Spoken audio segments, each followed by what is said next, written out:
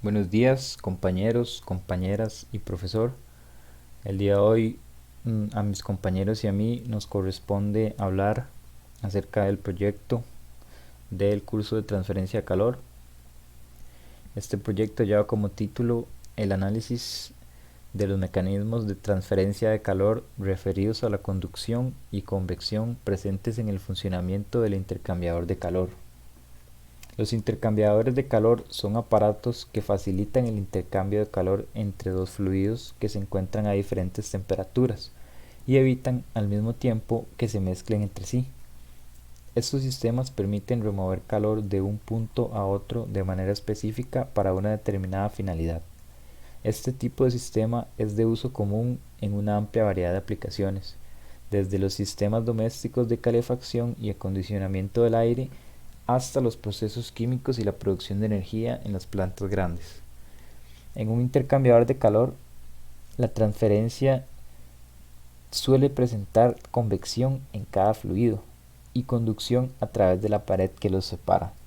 Existen diferentes tipos de intercambiadores de calor en función del flujo, como por ejemplo flujo paralelo, contraflujo, flujo cruzado, entre otros. También se puede analizar con base en su construcción, por ejemplo intercambiador tubo y carcasa o intercambiador de placas. Además, existen intercambiadores de paso simple, de múltiples pasos, de calor regenerador e intercambiador de calor no regenerador. A continuación, se empleará con mayor detalle este tipo de sistemas, cómo funcionan, sus características, aplicaciones, leyes que lo rigen, análisis matemático, entre otros.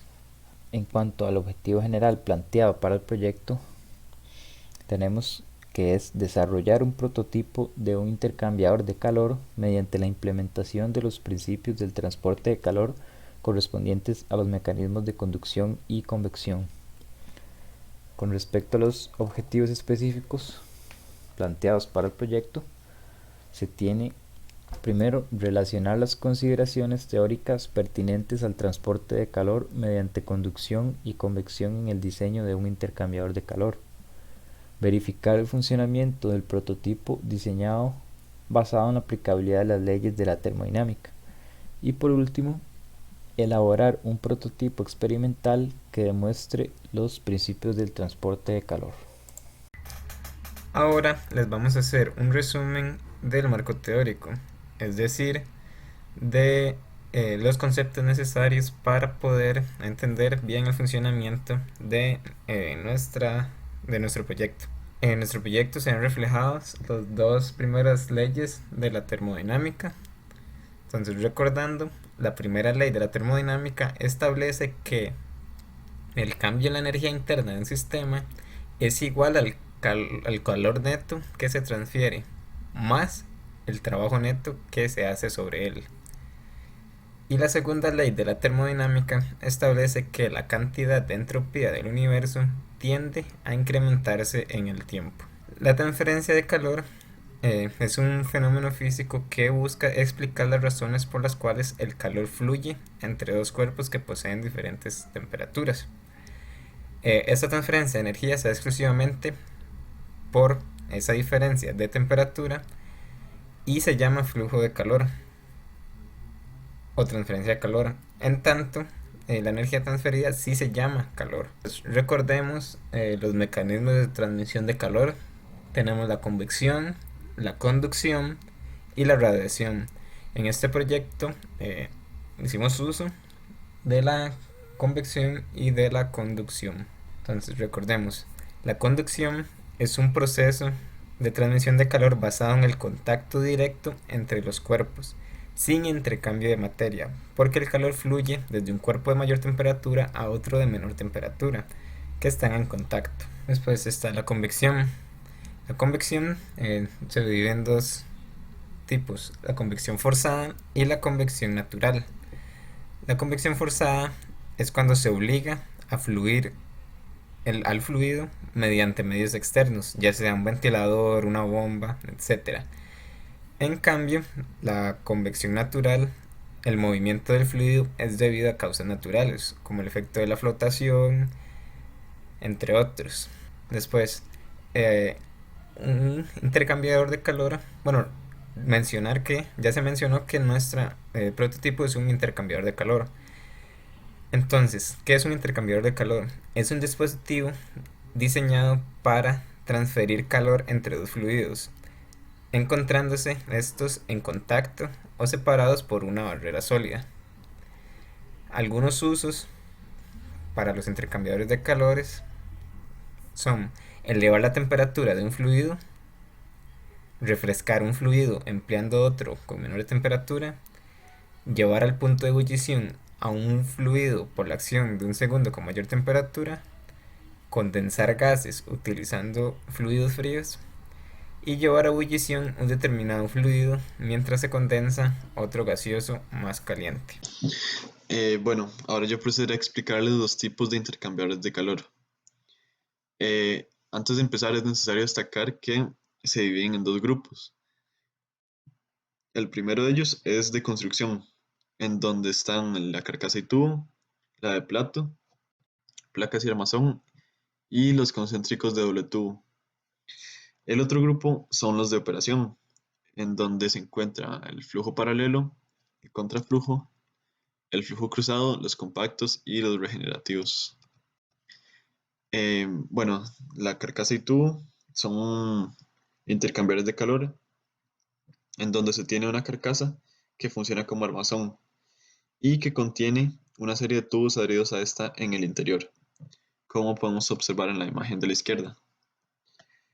Em, Tanto como en el interior de la carcasa como en los tubos internos fluyen fluidos, los cuales se encuentran separados por las placas del tubo que favorece la transferencia de calor.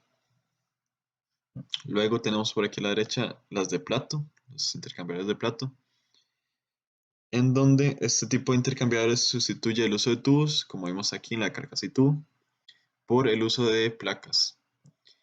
Esto debido a que mejoran la transferencia de calor, porque las placas que se utilizan para este tipo de intercambiador poseen un área superficial mucho más grande que la de los tubos utilizados anteriormente. Por lo tanto, su transferencia de calor se ve mejorada. Sin embargo, esta presenta una desventaja de no poder operar a altas presiones debido a la forma en que se encuentra sellada.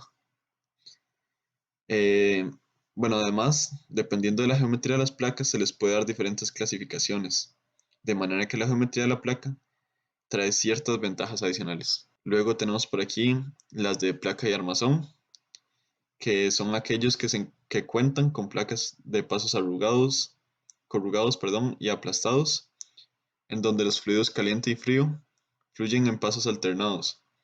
De este modo, cada corriente de fluido frío queda rodeada por dos corrientes de fluido caliente, lo que da por resultado una transferencia de calor muy eficaz. Tenemos por aquí las concéntricas de doble tubo. Este tipo de sistemas tiene un tubo por el que fluye un fluido, el cual se encuentra concéntrico a otro tubo de mayor diámetro, por el que fluye otro fluido de trabajo, donde uno de los fluidos pasa por el tubo más pequeño, mientras que el otro lo hace por el espacio anular entre los dos tubos, como observamos aquí. Ahora pasamos al grupo de operación, en donde tenemos primeramente el flujo paralelo. Este se da cuando ambos fluidos de trabajo se desplazan en la misma dirección, dado que ambos fluidos tienen diferentes temperaturas y entran por el mismo extremo al sistema. La temperatura de los fluidos se aproxima la una con la otra, es decir, que uno disminuye su temperatura y el otro la aumenta, tratando así de alcanzar el equilibrio térmico. Luego tenemos por aquí el contraflujo. Eh, Estos son aquellos en que ambos fluidos de trabajo tienen sentidos inversos de flujo. O sea, el flujo se da en dirección contraria, como se aprecia en la figura. Por lo que ambos fluidos ingresan al sistema por extremos opuestos. En estos intercambiadores de calor se presenta la temperatura más alta en el fluido frío y la más baja temperatura en el fluido caliente. Esto una vez realizada la transferencia de calor. por lo que los vuelve altamente eficientes. Tenemos el flujo cruzado, que en este tipo de mecanismos uno de los fluidos ingresa de forma perpendicular al sistema y también tiene como dos clasificaciones. Una de ellas es el fluido no mezclado, en donde impide su movimiento transversal, y el otro es fluido mezclado, en donde sí puede darse en la dirección transversal. Tenemos también las de compactos, que son intercambiadores de calor que se encuentran, que se encargan de lograr una gran área superficial de transferencia de calor por unidad volumétrica. Estas se caracterizan por los flujos que atraviesan por este, que son tan pequeños que se caracteriza como un flujo laminar. Esto se logra mediante el uso de placas delgadas o aletas corrugadas, como habíamos visto en imágenes anteriores, y que poseen un reducido espaciamiento entre sí y las paredes que separan los fluidos. Y por último tenemos los intercambiadores de calor regenerativos, que son aquellos donde se utiliza el mismo fluido de trabajo en el sistema, en donde una porción del fluido se remueve del sistema, donde el calor de dicha porción se utiliza para regenerar el fluido del sistema en lugar de disiparlo al ambiente o al entorno. Y se pueden clasificar en estáticos y dinámicos, donde los primeros se interpretan como una masa porosa que almacena grandes cantidades de calor, el cual lo libera para reponer el fluido perdido, mientras que en el segundo cuenta con un tambor giratorio que permite generar una corriente de fluido o de flujo de calor que compensa la pérdida de fluido. Fundamentos matemáticos presentes en los intercambiadores de calor.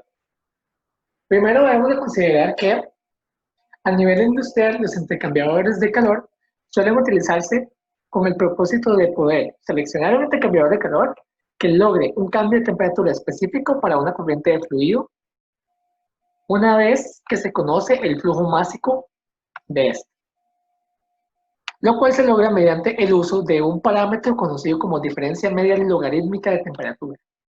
Y la segunda se basa en poder predecir la temperatura de salida tanto del fluido caliente como del fluido frío del sistema, cuando se utiliza cierto intercambiador de calor, lo cual se logra mediante el método de eficiencia o efectividad, NTU. Sin embargo, nosotros vamos a hacer referencia únicamente al método de conocer el parámetro diferencia media de temperatura logarítmica, ya que este parámetro es esencial para poder analizar el fenómeno de conducción presente en los intercambiadores de calor. En los intercambiadores de calor se tiene que existe un fluido que presenta mayor temperatura y otro que presenta menor temperatura, que están separados por un medio material, como ya se ha establecido varias veces.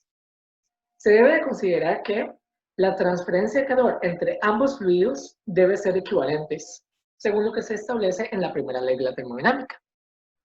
Cuando se cumple esta afirmación, se procede a utilizar la siguiente ecuación.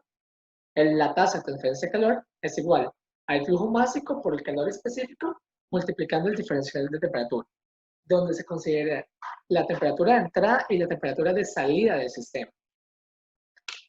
Como se puede apreciar, la ecuación se divide en dos partes, un QC y un QF, donde QC se refiere a la tasa de transferencia de calor en el fluido caliente y el QF a la tasa de transferencia de calor en el fluido frío. Sin embargo, otra forma de poder calcular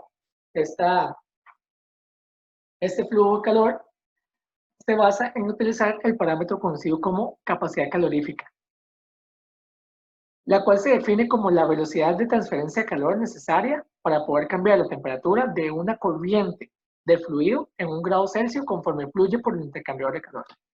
Entonces, la ecuación presenta una igualdad donde tenemos una C mayúscula, que es la capacidad calorífica, multiplicando al diferencial de temperatura, que como ya se mencionó, temperatura de entrada y temperatura de salida. Y de esta manera se puede analizar la transferencia de calor entre los dos fluidos, calculando el calor que se transfiere por el fluido caliente y el calor que se transfiere por el fluido frío, que debe ser equivalente, como ya se mencionó. Sin embargo, esta ecuación únicamente es válida cuando la caída de temperatura del fluido caliente es equivalente a la caída, al aumento de la temperatura del fluido frío, lo cual se logra cuando la capacidad calorífica de ambos fluidos es la misma. Es esta condición la que se tiene que cumplir para poder emplear esta ecuación y poder calcular de forma un poco más directa y sencilla cuál es la tasa de transferencia de calor entre ambos fluidos. Sin embargo, otra cosa importante por mencionar es que esta ecuación que se está mostrando es la que nos permite analizar el fenómeno de convección presente en el intercambiador de calor. Entonces, mediante la utilización de esta ecuación, se puede satisfacer el objetivo principal del proyecto y así poder demostrar cómo se utiliza el fenómeno de convección en el funcionamiento del intercambiador de calor. Con respecto a la conducción, se tiene que, como ya se estableció previamente, el calor fluye del fluido más caliente al fluido más frío, donde se transfiere por el fluido más caliente mediante el mecanismo de transferencia de calor de convección. Luego, este calor va a llegar a interactuar con el medio material que separa ambos fluidos, donde se presenta la conducción para que el calor se pase de un fluido a otro. Y luego va a llegar a tener contacto con el fluido más frío, donde se va a transferir por convección nuevamente. Entonces, considerando el proceso de transferencia de calor, se debe considerar que se puede calcular una resistencia total que nos modele cuál es la resistencia presente en el comportamiento que presenta el flujo de calor a través de los fluidos y del medio material, o sea, del sistema, donde se tiene una resistencia de entrada que se refiere a la resistencia del primer fluido, el fluido caliente, sumándola a la resistencia de la pared, que sería la resistencia que presenta el medio material, agregándole por último la resistencia del segundo fluido. Como ya se estableció, se transfiere por los fluidos por convección, por eso se utiliza 1 entre el coeficiente de convección de entrada multiplicando al área de entrada para la primera resistencia, el inverso de esta multiplicación. Luego lo vamos a sumar a la resistencia de la pared, la cual se determina de forma particular de esta manera.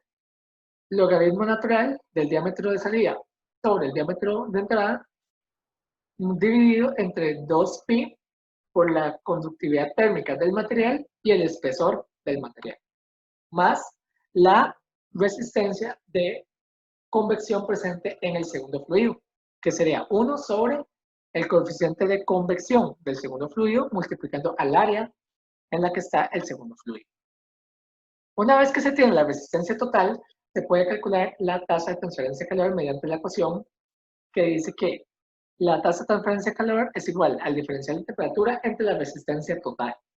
Sin embargo, para el caso de intercambiadores de calor, suele utilizarse esta igualdad, donde tenemos un parámetro U, conocido como coeficiente total de transferencia de calor, multiplicando al área por el diferencial de temperatura media logarítmica. Entonces, para poder calcular cómo se presenta el fenómeno de conducción en un intercambiador de calor, primero debemos de calcular el valor de ese coeficiente total de transferencia de calor, el cual depende de la zona en la que se esté analizando el fenómeno de conducción, ya que si se escoge la zona donde está el fluido más caliente, se tiene que usar el área del fluido más caliente y el coeficiente total de transferencia de calor presente en esa región. O si se escoge la zona donde está el fluido más frío, se debe utilizar el área de esa zona y el coeficiente total de transferencia de calor para esa zona. Por lo que para poder calcularlo en términos generales, se utiliza la siguiente ecuación, que es una aproximación bastante válida, que dice que el inverso de este coeficiente es igual al inverso de la suma de los coeficientes de convección presente en ambos fluidos. De esta manera se obtiene ese famoso coeficiente total de transferencia. Y por último tenemos el parámetro que ya se mencionó previamente, que es de vital importancia, la diferencia media de temperatura logarítmica. Este parámetro se debe de considerar ya que usted no puede simplemente tomar la temperatura de salida y la temperatura de entrada y restar, ya que sería muy inexacto. ¿Por qué? Porque conforme se va desplazando el fluido por el intercambiador de calor, la temperatura va experimentando cambio. Entonces, la forma más exacta y precisa de poder obtener un valor de temperatura, de un diferencial de temperatura que sea muy aproximado, bastante válido y exacto, es utilizar este término. Porque como se establece, la diferencia no es tan exacta, o sea, es un cálculo muy inexacto. Entonces, esta diferencia media de temperatura se calcula de la siguiente manera. La diferencia de temperatura de ambos fluidos en la entrada menos el diferencial de temperatura de ambos fluidos en la salida, dividido entre el logaritmo natural de la diferencia de temperatura de ambos fluidos a la entrada, dividido entre la diferencia de temperatura de ambos fluidos a la salida. Una vez que se obtiene el coeficiente total de transferencia de calor y la diferencia total de temperatura media, ya se puede calcular la tasa de transferencia de calor presente por conducción en la pared del sistema utilizando las ecuaciones mencionadas. Ok, ahora vamos a hablar un poco acerca del prototipo del intercambiador de calor, el cual se basó en un ensamble de una caldera. Como se puede ver, esa caldera era pirotubular y de esa forma se va a ingresar el gas por la boquilla de la caldera, eliminándose de igual forma los residuos del gas por la chimenea, y así a su vez se va a alimentar de agua, la cual va a entrar a una cierta temperatura y la cual va a salir por el otro agujero con una mayor temperatura debido a la transferencia de calor. Este prototipo, como ya mencionamos, se hizo basándose en una caldera, el cual se construyó con materiales reutilizables y se ensambló en su totalidad por los estudiantes del grupo. Así a su vez se hizo también los planos de cada una de las piezas. Estas piezas se componen por la carcasa para la chimenea, el cono de soporte de combustible, la salida de vapor, la tapa con tubos para gases, la tapa de chimenea y la tapa superior. Todas estas piezas en su conjunto conforman el ensamblaje del intercambiador de calor.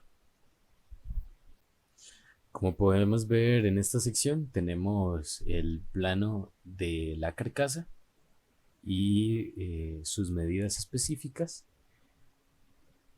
Podemos ver la carcasa para la chimenea. Aquí es donde se van a almacenar los gases y se van a eliminar posteriormente. Tenemos la chimenea, el cono de soporte. Aquí en esta parte es donde entra la boquilla del combustible. En este caso se va a usar butano para alimentar dicha caldera y así conseguir un intercambio de calor. Después tenemos la salida de vapor. En este caso ya no va a ser una salida de vapor como tal, sino lo que va a tener es un caudal, el cual se va a mantener constante a lo largo de el experimento para poder hacer los cálculos respectivos. Aquí está la sección donde se hace la principal transferencia de calor. Los gases pasan por dentro de estos tubos y el agua está almacenada por afuera de los tubos.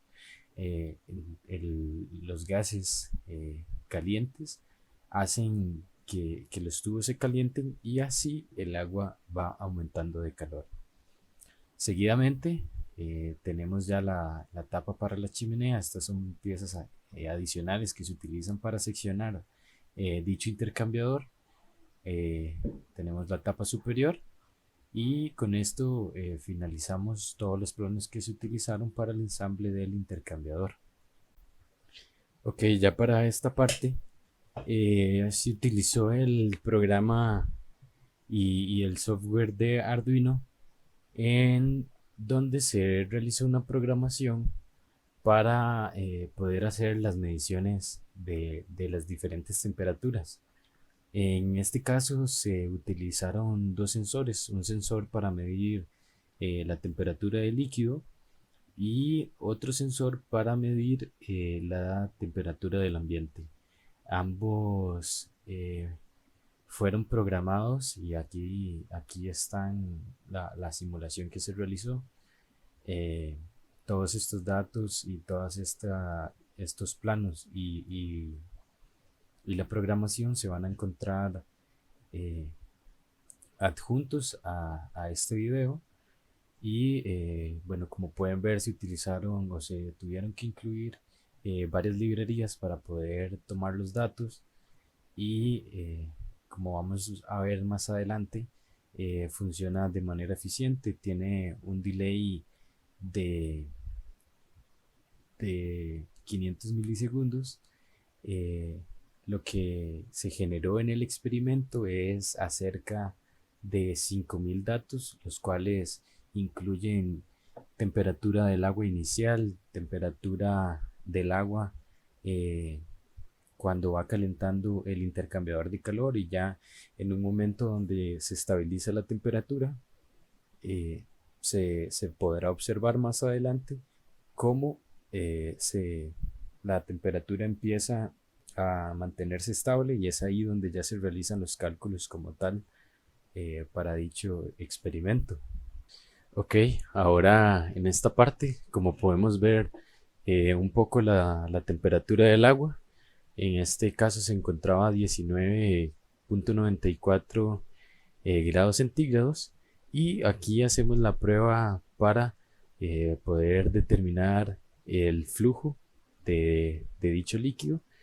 En, en este caso eh, medimos para medio litro de agua cuánto iba a durar en segundos para salir. En este caso, medio litro de agua se hacía en aproximadamente 40 segundos. Esta prueba se realizó 3 veces. Como podemos ver, ahí ya se llena a medio litro de agua. Se realizó 3 veces para poder determinar el flujo y un promedio. Como podemos ver, aquí tenemos ya funcionando todo el prototipo. Tenemos el sensor dentro del agua, el flujo saliendo constantemente, el butano calentando el intercambiador, así a su vez el circuito y toda la serie de datos que se van acumulando. Y como pueden ver, se va actualizando cada 500 milisegundos y ahí se va tomando la temperatura del ambiente, la humedad y la temperatura del líquido. Por esta parte tenemos un poco todo el cablerío que se utiliza y para hacer las conexiones de todos los sensores. Como podemos ver, en ese instante la temperatura ronda los 28 grados, y con este otro sensor se determinaron algunos datos de la temperatura cerca de la llama. Estos son datos adicionales, los cuales rondaban los 31 grados, a pesar de que la llama de butano se aproxima a los 100 grados centígrados. Para calcular la velocidad de transferencia de calor por convección, lo que hicimos fue averiguar los datos de la temperatura de salida del agua y la temperatura de entrada del agua. Entonces el valor de ese delta de temperatura lo multiplicamos por el calor específico, en este caso del agua, por el flujo másico del mismo. Para averiguar el flujo másico, lo que hicimos fue medir la cantidad de volumen que llenaba el flujo de agua de entrada y la cantidad de tiempo que duraba en llenar un volumen específico. De esta manera, y utilizando la densidad del agua, es como obtuvimos nuestro valor de flujo másico. Ahora sustituimos dicho valor en la ecuación de Q punto. También sustituimos el valor específico del agua y los valores de temperatura que obtuvimos, lo que nos da un valor de Q punto de 0.453964 joules sobre segundo o watts. Ahora, para el caso de la transferencia de calor por conducción, lo que hicimos fue calcular el delta TML mediante los delta de temperatura que presentaba el gas que utilizamos para calentar la caldera y las temperaturas de entrada y de salida del agua. De esta manera nos dio un delta TML de 4,3669 grados centígrados. El área superficial del tubo, como es un tubo circular, entonces utilizamos la ecuación de la circunferencia multiplicada por la longitud que tenían los tubos que componen el intercambiador de calor, y ese valor lo sustituimos en la ecuación que relaciona el coeficiente de transferencia de calor multiplicado por el área superficial del material por el delta TML. Haciendo la sustitución de valores nos da una velocidad de transferencia de calor de 0.4768 joules sobre segundo o watt. Y a manera de comprobación, lo que hicimos fue como un porcentaje de error, un porcentaje de variación, donde relacionáramos el Q punto que obtuvimos por el método de convección con el de conducción, lo que nos da una variación del 5%. Como conclusiones tenemos que se logró relacionar los fundamentos teóricos de calor mediante conducción y convección con la parte física, la cual es el diseño y construcción de un intercambiador de calor. Además, se verificó el funcionamiento del prototipo construido mediante la aplicación de leyes de termodinámica, tanto teórica como matemáticamente, y se obtuvieron gran cantidad de datos producto de las mediciones realizadas con los instrumentos respectivos, además de que se lograron relacionar dichos datos experimentales con la parte teórica del proyecto, dando como resultado los valores esperados. Muchas gracias.